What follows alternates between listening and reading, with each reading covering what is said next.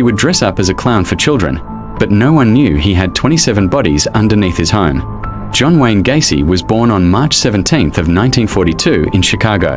The household that he grew up in was not good at all because his father, who was a World War II veteran, would constantly beat him. At the age of 11, John had a playground accident, and this led him with a blood clot in his brain, and this would trigger blackouts. He seemed to be always socially isolated, and he always wanted approval from his father. By 1966, John turned his life around. He got married, had 2 stepchildren, and even owned a KFC franchise. To everyone around John, he seemed to be charming, always ready to lend a hand, but this was all a front. That same year, John had lured a teenage boy to his home and essayed him. When that teenage boy tried to report the crime, John hired another teenager to go and beat him up.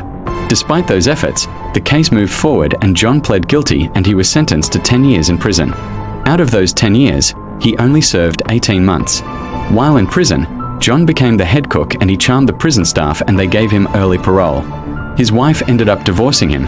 His father passed away, and he wasn't allowed to go to his funeral. In 1970, he returned to Chicago with a clean slate, but he had some sinister plans. In 1972, John remarried and moved into a small home in Norwood Park.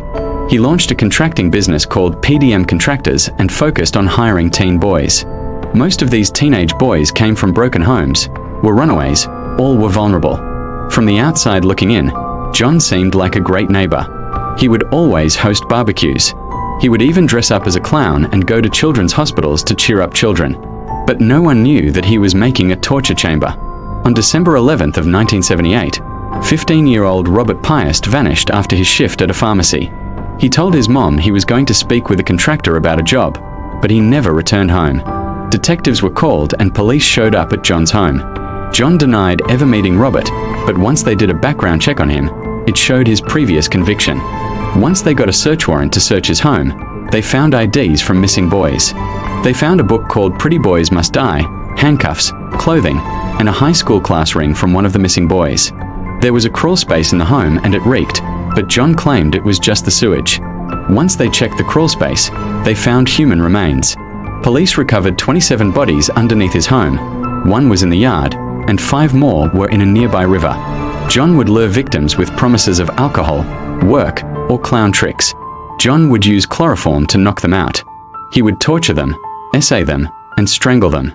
He would bury them underneath his floorboards, put on a smile, dress up as a clown, and go to children's hospitals.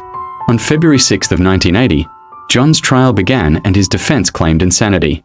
Finally, on March 13th, after 2 hours of deliberation,